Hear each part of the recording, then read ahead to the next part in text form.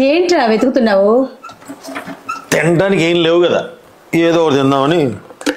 పల్లీలు ఎక్కువ తినకరా, పైత్యం చేస్తుంది. ఏదో ఒకటి స్నాక్ చేసి పెడతాలే సరే సాయంత్రం. అమ్మా చెప్పు. టాబ్లెట్లు వేసుకున్నావా? వేసుకున్నాను రా. నిజం చెప్పమ్మా. నిజంగా వేసుకున్నాను నాన్న. నా మీద ఒట్టు? ఒట్టు వేయను. ఒట్టు వేయలేదని నువ్వు టాబ్లెట్లు వేసుకున్నా అర్థం. నువ్వు టాబ్లెట్లు వేసుకుంటే అల్మాన్లో టాబ్లెట్లు ఎందుకుంటాయమ్మా? కష్టపడి సంపాదించి డబ్బులు తెస్తుంటే టాబ్లెట్ వేసుకోవడం తెలియదు నీకు? అసలు నిన్ను కాదు, దాన్ని అనాలి. కోడలు ఏమనద్దు, నువ్వు మాత్రం టాబ్లెట్లు వేసుకో. చెప్తా దాని పని. అదిగో చూసావా, దాన్ని కొట్టడానికి అదే పిలుస్తుంది. ఇల్లు వస్తా తన్నేసిరా. తన్నే వస్తావు. ఏమండి రండి. వస్తున్నా. ఇదిగోండి, మీరు మొన్న బుక్ అడిగారు కదా, ఇదిగోండి. ఇది మా ఆఫీసర్ సార్ వాళ్ళ మనవరాలు బుక్. దీనికోసం నెల జీవితం ఆపేస్తా అన్నాడు. మన స్కూల్కి పోయేటప్పుడు తీసుకెళ్ళాను, నా కారులో జారిపడింది.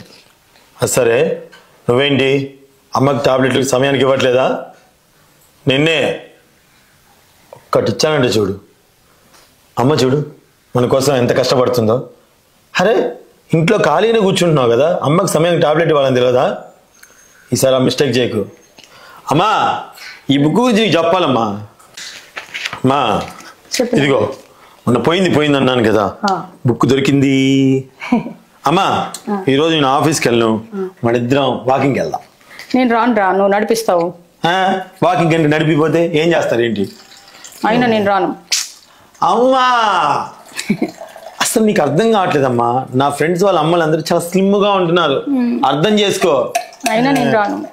అమ్మా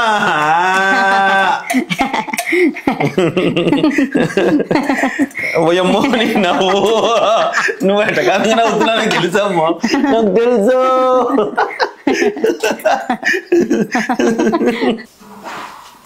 చంద్రశేఖర్ గారు. డాక్టర్ గారు నమస్తే, కూర్చోండి.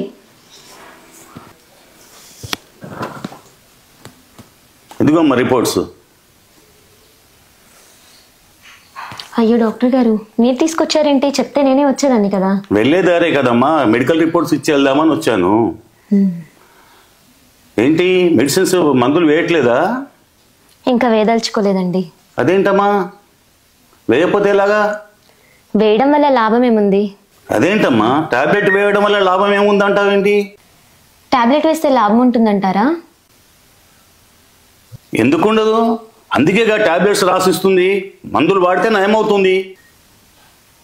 నాకు మాత్రం మామూలు స్థితికి రావడం ఇష్టం లేదు డాక్టర్ గారు. అదేంటమ్మా, నువ్వు ఇలా ఆలోచించడం చాలా తప్పు. డాక్టర్గా నేను ఒప్పుకోను. ఇందులో తప్పేముంది డాక్టర్? నేను హ్యాపీగా ఉండడం మీకు ఇష్టం లేదా? నువ్వు సంతోషంగా ఉండాలని ఇలా ఆలోచిస్తావా?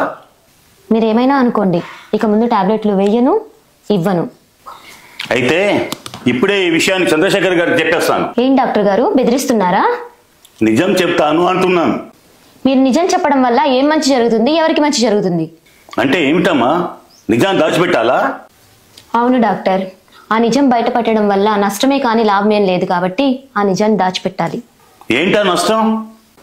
ఇవ్వాలా రేపు మనుషులున్న టైం ఇవ్వలేని రోజుల్లో బ్రతుకుతున్నాం. కానీ అటు చూడండి. నాకు తెలుసమ్మా, నువ్వు కావాలని ఇట్లా మాట్లాడుతున్నావు.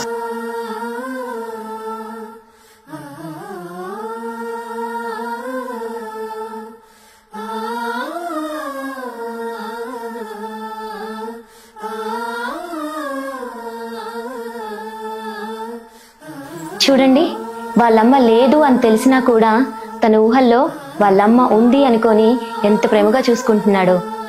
దీనివల్ల నాకేం నష్టం లేదు డాక్టర్ గారు. ఈ ఆనందాన్ని టాబ్లెట్స్ ఇచ్చి చంపేయాలా? మా రేపు నా బర్త్డే, నువ్వు ఇంత పెద్ద జడేసుకొని పూల జడేసుకొని చుట్టాలందరి ముందు అలా ధీమాగా వెళ్ళాలమ్మా. అట్టాను కూడా పెట్టుకో, మా ఆవిడది నీకే ఇచ్చేస్తా. వాళ్ళమ్మ లేదు అని నిజాన్ని తెలిపే టాబ్లెట్స్ మాకు అవసరం లేదు డాక్టర్ గారు. ఇదిగోండి, మమ్మల్ని క్షమించండి. నిజంగా మీ భర్త చాలా గొప్ప కొడుకమ్మ. ఈ సమాజంలో కొంతమంది కొడుకులు తన తల్లిదండ్రులు తిన్నారో లేదో కూడా ఎంక్వైరీ చేసుకోలేని పరిస్థితుల్లో ఉన్న ఈ రోజుల్లో తన తల్లి లేకపోయినా తల్లిని ఉన్నట్టుగా ఊహించుకుంటూ జీవిస్తున్న నీ భర్త చాలా గొప్పవాడమ్మా.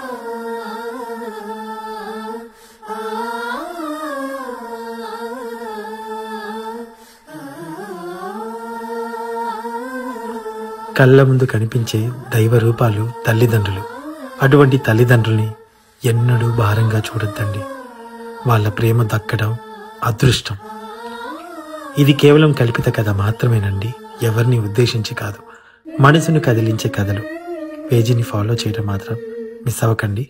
మంచి కథలు చూడాలనుకునే వాళ్ళు మాత్రమే. నమస్కారం, నా పేరు చందు కండ్రాతి.